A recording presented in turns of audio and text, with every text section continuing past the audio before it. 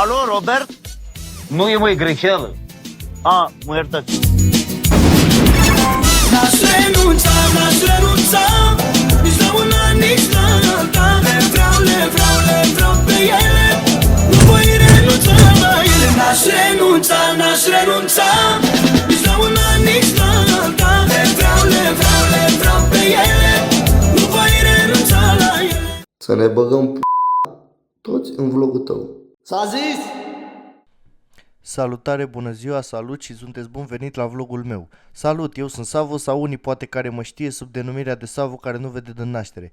Ca să înțelegeți ce urmează să vedeți, o să vă desenez o schiță care a fost realizată cu greu în laboratoarele de arhitectură din Frankfurt și din Paris. El este Diego, cel mai mare prost din lume. Diego s-a dus până în Târgoviște cu alți doi băieți cizelați cu el, sub denumirea de Ștefan Căsătă pe Instagram și Dumitru, să cumpere un R6. Odată în momentul în care a ajuns acolo în el, Ștefan Căsătă pe Instagram a observat că motorul avea bascula strâmbă, codița strâmbă și roata strâmbă. În același timp, Ștefan Căsătă pe Instagram a observat și că motorul nu avea etrier, nu avea oglinzi, nu avea semnalizări și că toate carenele erau vopsite cu bidineaua.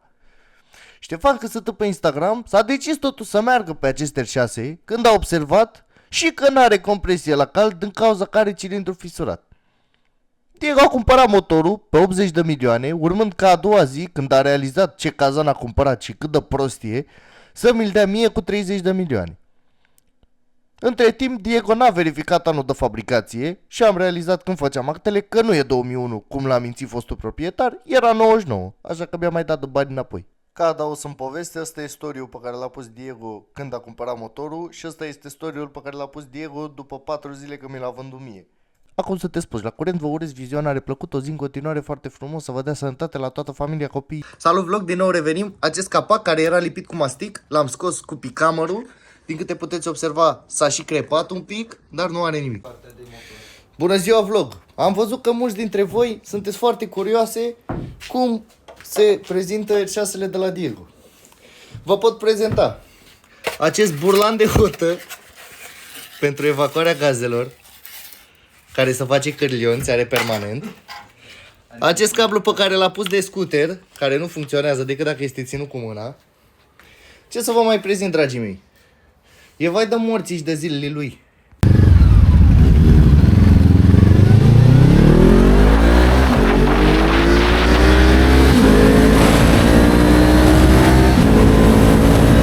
Ai avut noroc că ne-am dat eu. Ce? Bună ziua vlog, update la R6-le lui Diego. Și s-a scos radiatorul ăsta. S-a scos furtunilii, s-a golit antigel. Și acum ne pregătim să scoatem motoreta. Ăla e CB de 500. Salut! E al tău? E al tău? De unde l-ai? L-ai luat recent? Bani? Da. Câți kilometri are? Și ai picat cu ea? Mamă, câți ani ai? Doamne, ce tare, deci n-am mai văzut niciunul. E schimbatul lui acum recent? Ce bagi în el? Ce probleme ți-a făcut? R6-le lui Diego, episodul 7, sezonul 5273. S-a dat evacuarea jos, cap-coadă. Am pot să vezi acolo, urme de răsărit de soare. Vezi, Johnule. Urmează să scoatem restul. Puma! Hai, fă talent. Salut vlog! Nu e goală că am catalizator.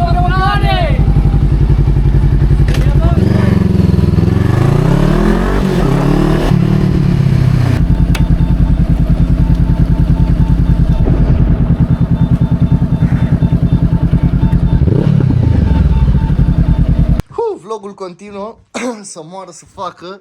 Motorul a fost dat jos. Am reușit făcând asta doar rupând un fir. Două fire? Tăiate două fire. Ceea ce nu este atât de rău. Motorul este dat jos. Urmează să-l eliminăm de pe acesta sașiul. Hâzgionule. Revenim.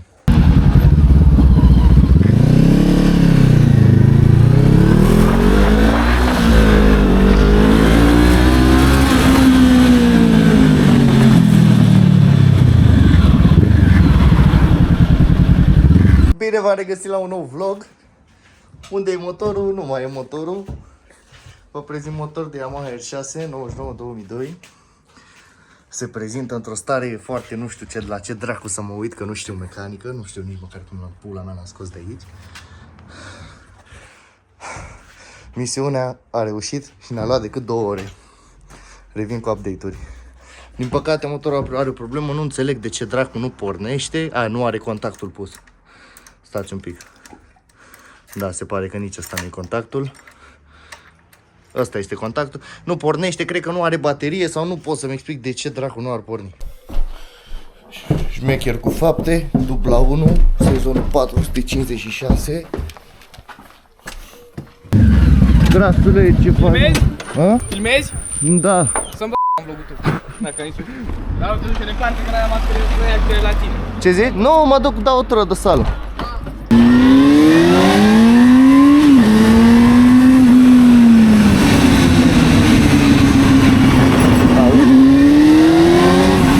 Mamă, vede, dar se simte groază utilizarea asta, fac. Bună ziua și bine v-am regăsit din nou încă o dată. Am desfăcut carburatoarele. Nu mai este aici, nu mai sunt, dacă nu le vedeți cumva, dacă nici voi nu vedeți în naștere și acum trebuie să dăm muia asta jos. Emo, ce facem, mă? Bună ziua din nou, am dat acest capac misterios jos, nu știm ce este sau cum se numește, știm doar că are o bucată de carton aici, cred că este, că altfel nu pot să-mi explic. Și acum se vede astea 4 găuri și acest lanț pervers, care cred că e lanțul de acolo, dar trebuie schimbat între ele. Să nu pornești singură. E limitat la A2. E limitat la A2. N-aș renunța, nici la una